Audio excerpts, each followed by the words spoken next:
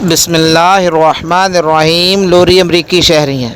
ایک مرتبہ لوری اپنے 3 بچوں کے ساتھ اپنی چھوٹی سی کار میں ہائی وے پر محو سفر تھی۔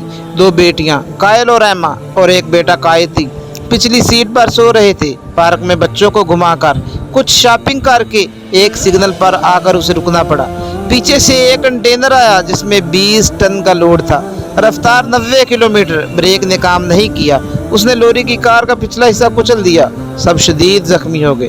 دونوں بچیوں نے تو موقع پر ہی دم توڑ دیا۔ بیٹا بھی چند روز اسپتال میں رہ کر بہنوں کے پاس پہنچ گیا۔ اس حادثے میں لوری کو شدید چوٹیں آئیں اور وہ کومے میں چلی گئی۔ جب لوری ہوش میں آئی تو اس نے سب سے پہلے بچوں کا پوچھا۔ شوہر نے جان کا خبر سنا دی کہ دینوں کا انتقال ہو گیا ہے۔ اب کیا ہو سکتا تھا؟ دکھیاری ماں خون کے آنسو پی کر رہ گئی۔ کنٹینر کا ڈرائیور ایک ملٹی نیشنل کمپنی کا ملازم تھا۔ اس سے قبل 3 بار حد رفتار کے قوانین توڑ کر گرفتار ہو چکا تھا، لیکن ہر بار کمپنی کے تگڑے وکیل نے اسے بآسانی جیل سے چھڑا لیا تھا۔ اس بار بھی گرفتار تو ہو گیا، لیکن سزا شاید ہی ملتی۔ اب گریس اور لوری، جن کی دنیا پہلے سے لٹ چکی تھی، وہ پارکوں میں لوگوں کو اپنے بچوں کے ساتھ کھیلتے دیکھتے تو ان پر غموں کے پہاڑ ٹوٹ پڑتے۔ لوری کی جب بھی کسی بچے پر نظر پڑتی یا پڑوس کے گھر سے بچوں کی آوازیں آتی تو وہ خود بھی بچوں کی طرح رونے لگ جاتی۔ غموں کا مارا یہ جوڑا کیا کیس لڑتا۔ وکیل کے اخراجات اٹھانے اور عدالتوں کا چکر لگانے کے بجائے انہوں نے معاملہ اللہ کے سپرد کرنے کا فیصلہ کر لیا کہ وہی بہترین بدلہ دینے والا ہے۔ پھر کنٹینر کا ڈرائیور خود بھی 3 بچوں کا باپ تھا۔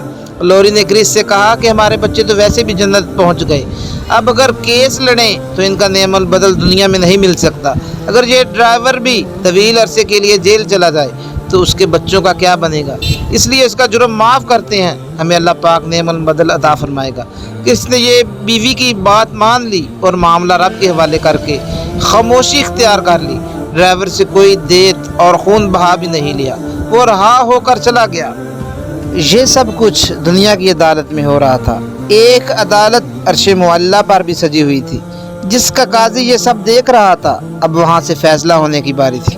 چونکہ حادثے سے لوری بری طرح زخمی ہوئی تھی، اس لیے اس کے دوبارہ ماں بننے کا بظاہر کوئی امکان نہیں تھا، لیکن رب جب چاہے تو تمام ظاہری اسباب فیل ہو جاتے ہیں اور اس کی چاہت عملی صورت اختیار کر لیتی تھی۔ ابھی 6 ماہ گزرے تھے کہ لوری کچھ بیمار سی ہو گئی۔ جب میڈیکل چیک اپ کروایا تو معلوم ہوا کہ وہ امید سے ہے اور 3 جڑواں بچوں سے حاملہ ہے، اور وہ بھی 2 بیٹیاں اور 1 بیٹا۔ جب دینے والا دینا چاہے تو اسباب بھی آسان فرما دیتا ہے۔ چنانچہ 3 ماہ بعد لوری نے نارمل طریقے سے چیک اپ کروایا۔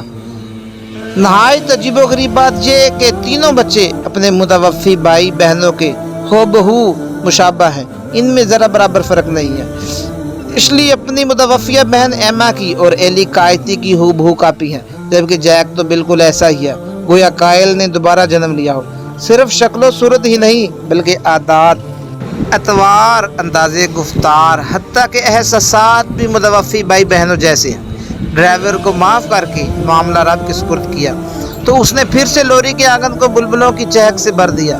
اسے اپنے متوفی بچوں کا غم بالکل بھلا دیا۔ لوری کا کہنا ہے کہ ایسا لگتا ہے کہ اللہ تعالیٰ نے میرے متوفی بچوں کی روحیں ان جڑواں بچوں میں رکھ کر انہیں مجھے لٹا دیا ہے۔ میں اپنے رب کے اس کرم پر بہت ہی خوش ہوں۔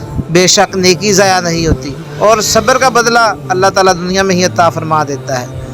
دائیں جانب جڑواں بچے اور بائیں جانب متوفی بچے، کوئی فرق ہو تو بتائیے۔ یہ اللہ تعالیٰ کی قدرت ہے۔